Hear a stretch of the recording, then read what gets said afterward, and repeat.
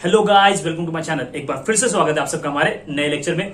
Guys, आज के video में हम लोग डिस्कस करने वाले हैं कि हमारा जो यूजीसी नेट का एग्जाम होता है गाइस, उसका सिलेबस क्या है। तो गाइस, आज हम लोग डिटेल में देखेंगे कि अगर किसी को यूजीसी नेट का एग्जाम देना है फॉर द असिस्टेंट प्रोफेसर और फॉर द जेआरएफ, तो गाइस उसको क्या क्या पढ़ के जाना है, क्या क्या सिलेबस होते हैं, कौन कौन सी यूनिट्स होती हैं। ओके, तो गाइस आज के जो वीडियो है उसमें हम लोग नेट का सिलेबस देखेंगे और गाइस यही जो सिलेबस होगा वो सेट एग्जाम के लिए भी एप्लीकेबल होगा। जी हाँ, बिल्कुल। अगर आप महाराष्ट्र सेट की प्रिपरेशन कर रहे हो तो गाइस यही जो है आपको सिलेबस पढ़ के जाना है सेट एग्जाम के लिए भी, क्योंकि नेट का और सेट का जो सिलेबस है गाइस उसका एक ही पीडीएफ है, सेम ही सिलेबस है। ओके, तो आज के लेक्चर को हम लोग शुरू करते हैं।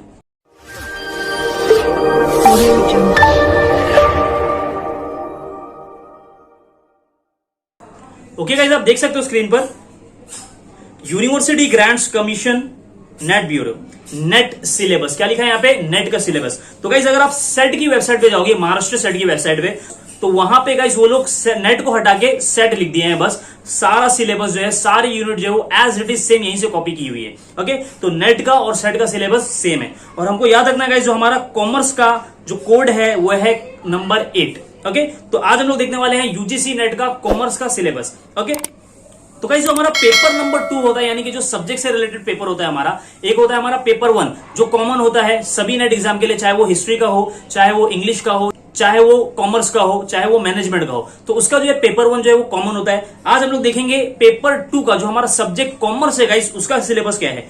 तो आप देख सकते हो 10 यूनिट दी हुई है। ओके, तो गाइस हमको नेट के सिलेबस के लिए ये 10 यूनिट जो है वो पूरी टोटल जो है पढ़ के जाना है। सबसे पहले यूनिट का नाम क्या है, business environment and international business. Business environment से रिलेटेड हमको पढ़ना है एंड इंटरनेशनल बिजनेस से रिलेटेड पढ़ना है। देन अकाउंटिंग एंड ऑडिटिंग, तो गाइस अकाउंटिंग भी पढ़ना है प्लस ऑडिटिंग भी पढ़ना है हमको, दूसरी यूनिट है। यूनिट नंबर 3 है हमारा बिजनेस इकोनॉमिक्स, इकोनॉमिक्स पूरा आ गया इसके अंदर। देन फोर्थ है बिजनेस फाइनेंस, फाइनेंस से रिलेटेड जो भी चीजें है सब हमको पढ़ के जानी है इसमें। देन है business statistics and research methods, research and methodology से जो भी रिलेटेड कॉन्सेप्ट होते हैं गाइस वो हमको इसमें पढ़ के जाने हैं। Then business management and human resource management, ये गाइस हम लोग ने 12th में पढ़ा था। ओसीएम था, organisation of commerce and management, वो है, और साथ में इसके एचआरएम भी यानी कि ह्यूमन रिसोर्स मैनेजमेंट भी है। देन 7वां यूनिट है हमारा बैंकिंग एंड फाइनेंशियल इंस्टीट्यूशन, ये थोड़ा इंपॉर्टेंट यूनिट है, बैंक से रिलेटेड हमको इंफॉर्मेशन पता होनी चाहिए। देन मार्केटिंग का यूनिट है, मार्केटिंग मैनेजमेंट। देन है unit number 9 legal aspects of business, ये legal aspects of business guys हम लोग ने एसवाई बीकॉम में गाइस एक सब्जेक्ट पढ़ा है बिजनेस लॉ। ओके, तो बिजनेस लॉ को पूरा यूनिट गाइस लोग ने बना दिया है legal aspects of the business. तो जो बिजनेस लॉ जो गाइस हम लोग ने पढ़ा था बीकॉम के टाइम में, पूरा जो है उसका एक यूनिट बना दिया लोग ने, unit number 9 legal aspects of business. सारी चीजें जो है गाइस बिजनेस लॉ की हमको इसमें देखने को मिलेंगी। लास्ट है हमारा income tax and corporate tax planning. तो गाइस यहाँ पे इनकम टैक्स में डायरेक्ट टैक्स भी हमको पढ़ना है, यानी कि जो प्रॉपर्टी टैक्स होता है, देन हाउस प्रॉपर्टी टैक्स है, बिजनेस इनकम है, वो सारी चीजें पढ़ के जानी है। प्लस यहाँ पे इनडायरेक्ट टैक्स भी इंक्लूडेड हो गया, यानी कि जीएसटी भी हमको पढ़ के जानी है। ओके, तो ये तो हो गया ऊपर से ये यूनिट देख लिया हम लोग ने कि 1 से लेकर 10 तक यूनिट है जो हमको पढ़ के जानी है। अभी हम लोग डिटेल में देखते हैं कि यूनिट में क्या क्या कंसेप्ट दिए हुए। ओके, तो गाइस सबसे पहला जो हमारा यूनिट है वो है unit number 1 business environment and international business, के इसमें हम लोग को क्या क्या पढ़ना है। तो आप देख सकते हो concepts and elements of the business environment, कि बिजनेस एनवायरनमेंट होता क्या है, उसका क्या कंसेप्ट है, उसके क्या क्या इंपॉर्टेंट एलिमेंट्स होते हैं वो पढ़ना है हमको। Then economic system, economic policies, तो गाइस 2 इंपॉर्टेंट इकोनॉमिक पॉलिसी होती है, एक होती है मॉनेटरी पॉलिसी, एक होती है फिस्कल पॉलिसी, यानी कि आरबीआई की पॉलिसी और गवर्नमेंट की पॉलिसी। तो ये दोनों इंपॉर्टेंट पॉलिसी है गाइस, इसके रिगार्डिंग जो है क्वेश्चन पूछे जाते हैं एग्जाम में। Then political environment, role of the government in the business, business में गवर्नमेंट का क्या रोल होता है, गवर्नमेंट की क्या क्या रिस्पॉन्सिबिलिटीज होती है वो पढ़ के जाना है। Then legal environment, legal environment का कंसेप्ट क्या है गाइस, कंज्यूमर प्रोटेक्शन एक्ट, इसको हम लोग क्या बोलते हैं, कोपरा, कंज्यूमर प्रोटेक्शन एक्ट 1986 था, अभी कंज्यूमर प्रोटेक्शन एक्ट 2019 हो गया। ओके, तो गाइस कंज्यूमर प्रोटेक्शन एक्ट हमको पहले वाला भी पढ़ के जाना है और लेटेस्ट वाला जो अभी 2019 वाला है वो भी पढ़ के जाना है। ओके, यानी कि 1986 वाला भी पढ़ना है, 2019 वाला भी पढ़ना है। Then FEMA, foreign exchange management act, बहुत ज्यादा इंपॉर्टेंट है गाइस। तो गाइस इससे रिलेटेड जो है वो क्वेश्चन देखे जाते हैं फेमा से रिलेटेड यूजीसी नेट में और सेट में भी। Then corporate social responsibility, again बहुत ज्यादा इंपॉर्टेंट कंसेप्ट है। तो गाइस ये वाला जो कंसेप्ट है बहुत ही इंपॉर्टेंट कंसेप्ट है, कॉर्पोरेट सोशल रिस्पॉन्सिबिलिटी। हाल ही में गाइस कॉर्पोरेट सोशल रिस्पॉन्सिबिलिटी पे क्वेश्चन आए हैं। ओके, देन है scope and importance of the international business, globalisation पढ़ के आना है हमको, उसके drivers. Then theories of international trade, again बहुत ज्यादा इंपॉर्टेंट चीज के इंटरनेशनल ट्रेड को लेके गाइस अलग अलग थ्योरीज है। Okay, for example Ricardian theory है, देन एडम स्मिथ की थ्योरी है, तो वो सारी थ्योरीज को जो है गाइस हम लोग को पढ़ के आना है। एचओ थ्योरी है, ओके, हैस्कर एंड ऑलिन थ्योरी, तो वो सारी थ्योरीज में पढ़ के आना है हमको। Then tariff and non tariff barrier, Indian foreign trade policy, tariff barriers क्या होते हैं, नॉन टैरिफ बैरियर्स क्या होते हैं, वो पढ़ के जाने हैं, उसके टाइप्स पढ़ने हैं। Then Indian foreign trade policy, यानी कि जो गाइस एफटीपी है, फॉरेन ट्रेड पॉलिसी जो हमारा इंडिया की है, वो गाइस हमको अच्छे से पढ़ के आने, उसके फीचर्स, उसके प्रोविजंस पढ़ने हैं। ओके गाइस, अभी आगे देखते हैं, ये खत्म नहीं हुआ है अभी। फॉरेन डायरेक्ट इन्वेस्टमेंट, एफडीआई पढ़ के आना कि एफडीआई क्या होता है, फॉरेन डायरेक्ट इन्वेस्टमेंट। इंडिया की कंपनी जो है वो इन्वेस्टमेंट करती है बाहर की कंपनी में, बाहर की कंपनी इन्वेस्टमेंट करती है इंडिया की कंपनी में, तो जो फॉरेन डायरेक्ट इन्वेस्टमेंट है गाइस उसको हमको पढ़ के जाना है। देन टाइप्स ऑफ एफडीआई, कितने तरीके के एफडीआई होते हैं वो पढ़ना है हमको। इंडिया की क्या एफडीआई की पॉलिसी है। बैलेंस ऑफ पेमेंट, बहुत ज्यादा इंपॉर्टेंट चीज कि बैलेंस ऑफ पेमेंट किसको कहते हैं। ओके, जो गाइस हमारा इंटरनेशनल ट्रेड होता है, इंटरनेशनल की जो भी इनकम होती है, तो उसके लिए हम लोग एक अकाउंट बनाते हैं गाइस। तो गाइस इंटरनेशनल एक्सपेंडिचर और रिसीव का गाइस हम लोग एक अकाउंट बनाते हैं, उसको हम लोग बैलेंस ऑफ पेमेंट बोलते हैं। ओके, तो वो जो रिकॉर्ड रखते हैं हम लोग उसको बैलेंस ऑफ पेमेंट बोलते हैं, उसके कंपोनेंट पढ़ना है, उसके इंपॉर्टेंस पढ़ना है। देन बहुत सारे गाइस रीजनल इकोनॉमिक इंटीग्रेशन होते हैं, बहुत सारे इंटरनेशनल पे कॉन्ट्रैक्ट होते हैं इंटरनेशनल लेवल पे। ओके, तो इंटरनेशनल कॉन्ट्रैक्ट कौन कौन से है गाइस, एक है यूरोपियन यूनियन है, रीजनल इकोनॉमिक इंटीग्रेशन है। देन तो गाइस सबसे पहला है European Union, ASEAN, SAARC, NAFTA. तो ये गाइस बहुत ज्यादा इंपॉर्टेंट चीज है ये जो नाफ्टा है यानी कि North American foreign trade agreement. Then SAARC है, एशियन है, association of South East Asian nation. तो गाइस ये सारे जो ग्रुप बनाए हैं हम लोग ने, एशियन, सार्क, नाफ्टा, ये जो कॉन्ट्रैक्ट है इंटरनेशनल कॉन्ट्रैक्ट बेसिकली। तो गाइस इसको हमको पढ़ के जाना है अच्छे से, इसके फीचर्स पढ़ने हैं, इसके प्रोविजंस पढ़ने हैं। ओके, और करंट अफेयर्स के बारे में भी थोड़ा पढ़ना है। ओके, देन अंकटाड है, वर्ल्ड बैंक है, आईएमएफ है, इंटरनेशनल मॉनेटरी फंड, आईएमएफ। तो गाइस ये भी बहुत ज्यादा इंपॉर्टेंट चीज है कि आईएमएफ, वर्ल्ड बैंक, अंकटाड। तो आप सोच रहे हो कि सर आप सभी बोल रहे हो कि बहुत ज्यादा इंपॉर्टेंट है, बहुत ज्यादा इंपॉर्टेंट है। तो गाइस ये मैं नहीं बोल रहा हूं, ये जो प्रीवियस ईयर के जो पेपर्स हैं यूजीसी नेट के वो बोल रहे हैं कि क्योंकि यहां से रिलेटेड जो है वो क्वेश्चन गाइस पूछे जा चुके हैं। Okay, then world trade organisation WTO है, उसके एग्रीमेंट्स हमको पढ़ना है, GATS, TRIPS, TRIMS. Okay, then हमारा सेकेंड यूनिट है अकाउंटिंग एंड ऑडिटिंग। तो गाइज आपने 11th में 12th में अकाउंटिंग पढ़ा होगा, तो उसके जो बेसिक अकाउंटिंग गोल्डन रूल्स होते हैं वो पढ़ना है हमको। ओके, बेसिक जो जनरल एंट्रीज होती है वो सारी आपको देख के जानी है। देन आपको जो 12th में हमने बीके पढ़ा है, एडमिशन, रिटायरमेंट, डेथ, उसमें हम लोग रेशियो कैसे कैलकुलेट करते हैं पार्टनर्स के, वो सारे हमको जो है प्रैक्टिकल क्वेश्चन सॉल्व करके जाने हैं। देन डेट डिसोल्यूशन भी है। उसके बाद में corporate accounting, issue of forfeiture and reissue of the shares, ये भी 12th में है। Then liquidation of the companies, ये गाइस हमारे बीकॉम में हमको चैप्टर मिलता है, liquidation of the companies accounts. Okay, तो लिक्विडेशन पढ़ना है, एमालगमेशन पढ़ना है, रिकंस्ट्रक्शन, ये सारे बीकॉम के अकाउंट्स के टॉपिक्स हैं। ओके, होल्डिंग कंपनी अकाउंट्स, ये जो है गाइस एमकॉम में हम लोग को देखने को मिलता है, होल्डिंग कंपनी अकाउंट्स, ये पढ़ के जाने। Then cost and management accounting, तो ये गाइस कॉस्ट अकाउंटिंग जो होता है हमारा होता है टीवाई बीकॉम में, तो कॉस्ट अकाउंटिंग से रिलेटेड क्वेश्चंस पूछे जाएंगे, जैसे मार्जिनल कॉस्टिंग है कि मार्जिनल कॉस्टिंग क्या होता है, देन वेरिएबल कॉस्ट क्या है, उसके फीचर्स क्या है, फिक्स कॉस्ट के फीचर्स क्या होते हैं। ओके, ब्रेक इवन एनालिसिस क्या है, then budgetary control, process costing, तो प्रोसेस कॉस्टिंग भी गाइस हम लोग ने बीकॉम में पढ़ा है, टीवाई बीकॉम में। ओके, एक्टिविटी बेस्ड कॉस्टिंग है, target costing, kaizen costing, JIT, just in time costing. तो ये सारी चीजें जो है गाइस अकाउंट से रिलेटेड हमको पढ़ के जानी है, थ्योरी भी पढ़ना है और उसके कुछ प्रैक्टिकल क्वेश्चंस को भी हम लोग को देखना है, क्योंकि प्रैक्टिकल सम्स भी पूछे जाते हैं। ओके, देन रेशियो एनालिसिस है, कैश फ्लो स्टेटमेंट है। ओके, ह्यूमन रिसोर्स अकाउंटिंग, ये थोड़ा नया है। ह्यूमन रिसोर्स अकाउंटिंग क्या होता है गाइस, जो हमारा जो स्टाफ होता है, जो हमारा जो कंपनी में जो हमारे एम्प्लॉइज होते हैं उसकी भी हम लोग अकाउंटिंग करते हैं, ह्यूमन रिसोर्स अकाउंटिंग, तो उसको पढ़ के जाना है। इन्फ्लेशन अकाउंटिंग, देन गाइस बहुत ज्यादा important point, Indian accounting standard and IFRS, बहुत ज्यादा इंपॉर्टेंट है कि डायरेक्टली क्वेश्चन पूछते हैं गाइस मैच द कॉलम में कि AS1 क्या होता है, AS2 क्या होता है, यानी कि अकाउंटिंग स्टैंडर्ड 1 क्या है, अकाउंटिंग स्टैंडर्ड 2 क्या है, अकाउंटिंग स्टैंडर्ड 7 क्या है। ओके, तो आपको जो है वो बहुत बड़ी लिस्ट है अकाउंटिंग स्टैंडर्ड्स की, उसको आपको गाइस एज इट इज दिमाग में बिठा के रखना है कि AS1 क्या है, AS2 क्या है। ओके, उसी तरह IFRS भी है, IFRS 1, IFRS 2, उसको आपको याद रखना है। देन वाउचिंग वेरिफिकेशन, गाइस अभी यहां से हमारा ऑडिटिंग का कॉन्सेप्ट चालू हो गया है कि ऑडिट क्या होता है, वाउचिंग और वेरिफिकेशन में क्या क्या डिफरेंस है।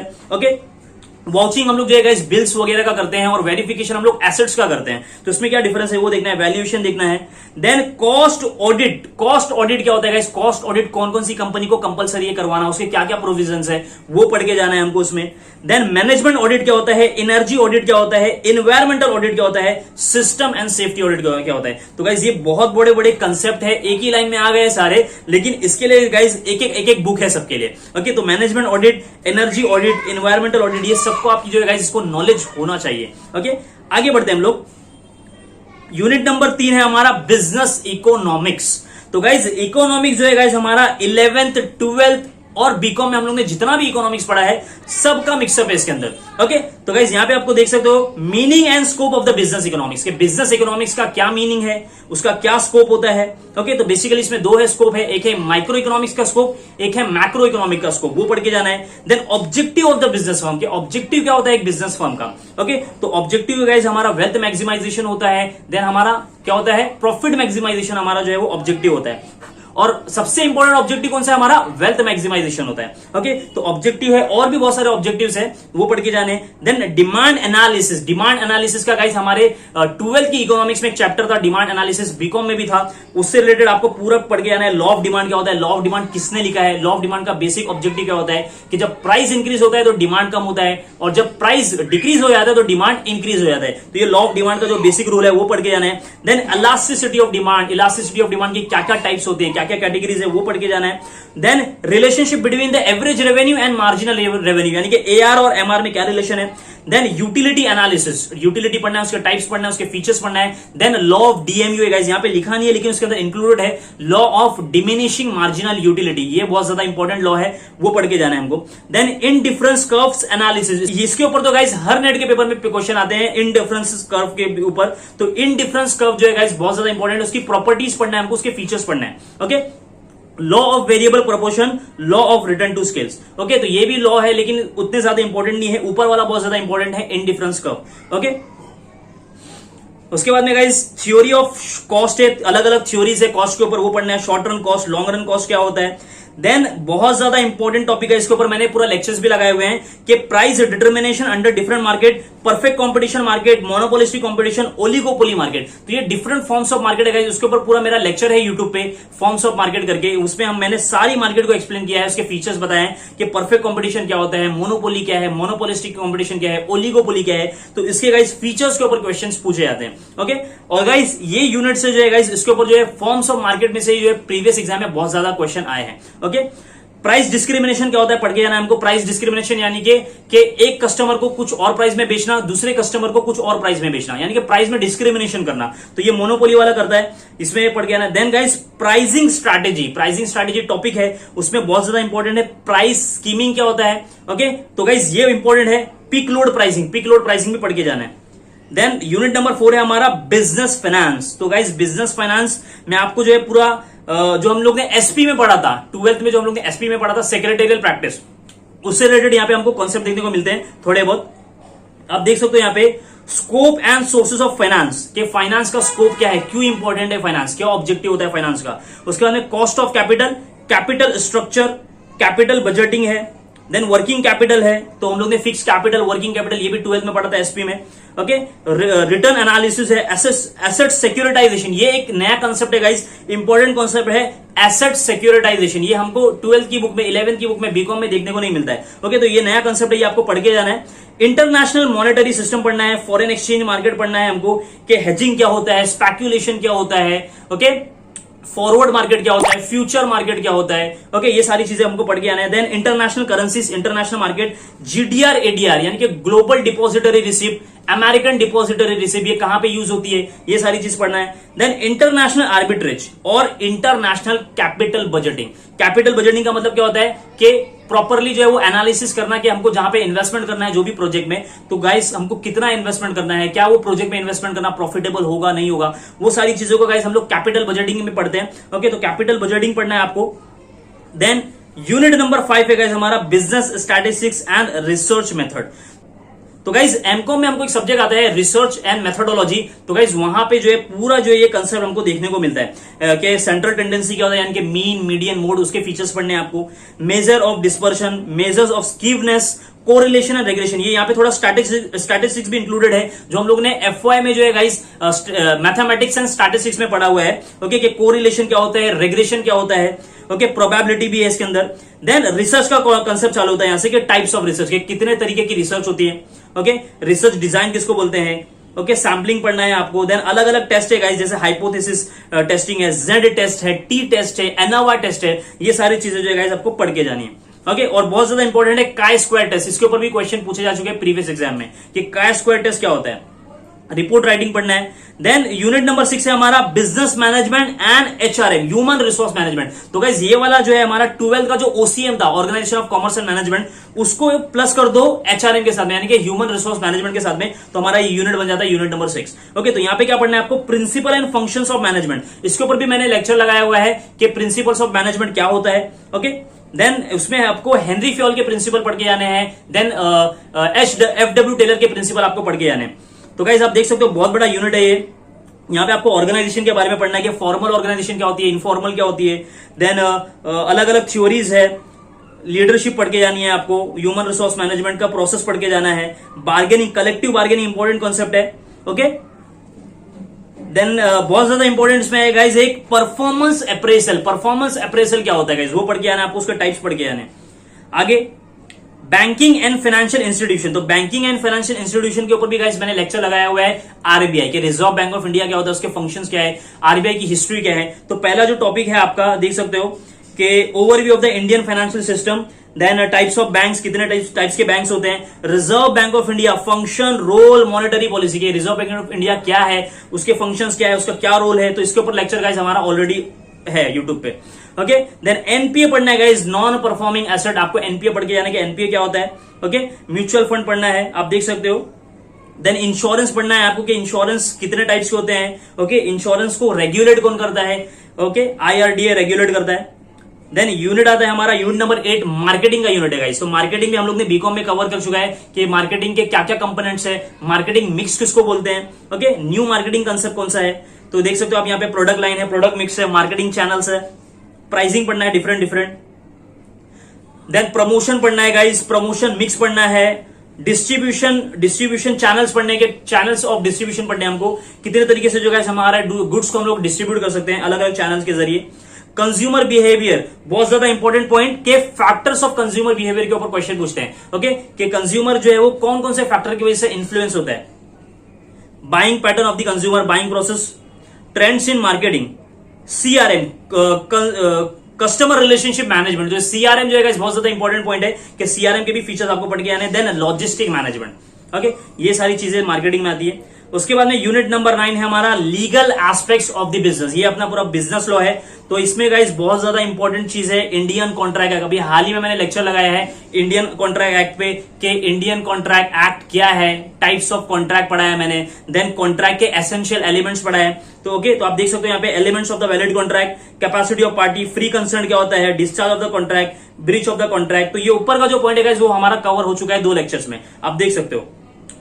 Then special contract, sale of goods act पढ़ के आना है आपको, नेगोशिएबल इंस्ट्रूमेंट एक्ट पढ़ना है। Then companies act 2013, companies act पहले 1956 था, अभी 2013 है। ओके, तो आपको कंपनीज एक्ट 2013 पढ़ के आना है, टाइप्स ऑफ कंपनीज पढ़नी है। Then LLP, limited liability partnership पढ़ने के आना है गाइस, बहुत ज्यादा इंपॉर्टेंट है। देन कंपटीशन एक्ट 2002, ये सारे जो गाइस लॉ के जो कंसेप्ट है सभी जो है बहुत ज्यादा इंपॉर्टेंट है। इसमें हम लोग कुछ भी एक्सपेक्ट नहीं कर सकते कि कहां से क्वेश्चन आएगा। Okay, then IT act, information technology act. Then RTI act, RTI act के भी गाइस ऊपर क्वेश्चन पूछे जाते हैं। राइट टू इंफॉर्मेशन एक्ट, उसके ऊपर भी क्वेश्चन पूछे जाते हैं। देन जीएसटी हमारा इंटेलेक्चुअल प्रॉपर्टी राइट्स है। ओके, तो जीएसटी भी गाइस यहाँ पे पूरा कवर हो गया, आपको जीएसटी पूरा पढ़ के जाना है। जीएसटी लोग ने डाल दिया, यानी कि सारे जीएसटी के कंसेप्ट आपको पते होने चाहिए। ओके, लास्ट में है unit number 10, income tax and corporate tax planning. तो गाइस ये जो इनकम टैक्स है इसमें डायरेक्ट टैक्स भी है और इनडायरेक्ट टैक्स भी इंक्लूडेड है। ओके, तो इनकम टैक्स में क्या पढ़ना है आपको, रेसिडेंशियल स्टेटस पढ़ना है कि एक पर्सन जो है वो कब रेसिडेंट माना जाता है, कब रेसिडेंट एंड ऑर्डिनरी रेसिडेंट माना जाता है। ओके, तो रेसिडेंशियल स्टेटस पढ़ना है आपको, इंडिविजुअल का भी, एचयूएफ का यानी कि हिंदू फैमिली का भी पढ़ना है। देन आपको कंपनी का भी रेसिडेंशियल स्टेटस पढ़ना है। देन एग्जेम्प्टेड इनकम, कौन कौन सी इनकम जो है गाइस एग्जेम्प्टेड होती है, जिसके ऊपर टैक्स नहीं लगता है, वो उसकी लिस्ट है पूरी, वो पढ़ना है। एग्रीकल्चर इनकम पढ़ना है, और सभी के गाइस आपको सेक्शन भी पढ़ना है कि इनकम टैक्स एक्ट में एग्रीकल्चर इनकम को कहां पे एक्सप्लेन किया है, कौन से सेक्शन में एक्सप्लेन किया है। ओके, और ऊपर जो देखा था हम लोग ने गाइस लीगल एस्पेक्ट्स वाला यूनिट, उसमें भी गाइस आपको हर टॉपिक का जो है वो सेक्शन याद रखना है। इंडियन कॉन्ट्रैक्ट एक्ट का सेक्शन सभी याद रखना है कि कॉन्ट्रैक्ट को कहां पे डिफाइन किया है, एग्रीमेंट को कहां पे डिफाइन किया, कौन से सेक्शन में डिफाइन किया, वो सारी चीजें याद रहना चाहिए। ओके, देन आप देख सकते हो assessment of the individuals, GTI है यानी कि ग्रॉस टोटल इनकम क्या होता है, clubbing of income, clubbing of income भी बहुत ज्यादा इंपॉर्टेंट है। ओके, कि यानी कि अगर एक कोई माइनर है, कोई बच्चा है गाइस, अगर वो इनकम कमाता है, ओके, तो क्या उसकी इनकम पे टैक्स लगाया जाएगा या उसकी इनकम को क्लब कर दिया जाएगा उसके पेरेंट के साथ में। ओके, तो यहाँ पे क्लबिंग ऑफ इनकम का मतलब क्या होता है कि माइनर के बच्चे की इनकम को क्या करते हैं गाइस, हम लोग पेरेंट के साथ में क्लब कर देते हैं, मिला देते हैं। ओके, तो वो उसके क्या प्रोसीजर है, क्या प्रोविजन है, आपको वो पढ़ के आना है। Clubbing of income, international taxation, DT, double taxation. तो गाइस डीटी यानी कि डबल टैक्सेशन आपको पढ़ के जाना है। डबल टैक्सेशन जो गाइस एक इंटरनेशनल कॉन्सेप्ट है। ओके, कि बाहर की कंट्री में भी टैक्स लगता है, अपनी कंट्री में भी टैक्स लगता है, तो उसको हम लोग डीटी डबल ए बोलते हैं, double taxation avoidance agreement. Okay, तो गाइस आपको वो भी पढ़ के जाना है। Transfer pricing, then corporate tax planning में आपको पढ़ना है, ये कुछ ज्यादा इंपॉर्टेंट नहीं है उतना। लास्ट वाला इंपॉर्टेंट है guys, deduction and collection of the tax. Deduction, जो गाइस डिडक्शंस होते हैं guys, deduction under chapter 6A, वो आपको पढ़ के जाने हैं कि 80C क्या होता है, 80CC क्या है, ओके, 80U क्या होता है, 80G, 80GG क्या होता है, उसमें क्या क्या जो है गाइस लिमिट है, हम कितना डिडक्शन ले सकते हैं गवर्नमेंट से, वो सारा हमको पढ़ के जाना है। देन लास्ट में जो है guys advance payment of tax, E filing of the income tax return, के फाइलिंग कैसे करना है गाइस, ऑनलाइन फाइलिंग कैसे करना है, हमको उसका प्रोसीजर आपको पता होना चाहिए। ओके, तो ये था हमारा सिलेबस नेट का, इतना गाइस आपको पढ़ के आना है कॉमर्स पेपर नंबर 2 के लिए। ओके, तो होप कि आपको समझ में आया होगा। ओके गाइस, तो आज के वीडियो को हम लोग यहीं पे एंड करते हैं। होप कि गाइस आपको लेक्चर अच्छा लगा होगा। अगर आपको मेरा लेक्चर अच्छा लगता है तो प्लीज को लाइक करिए, दोस्तों में शेयर करिए, और चैनल पे नए तो सब्सक्राइब करिए। ओके, मिलते हैं हमारे नए वीडियो में, जब तक के लिए गुड बाय, टेक केयर।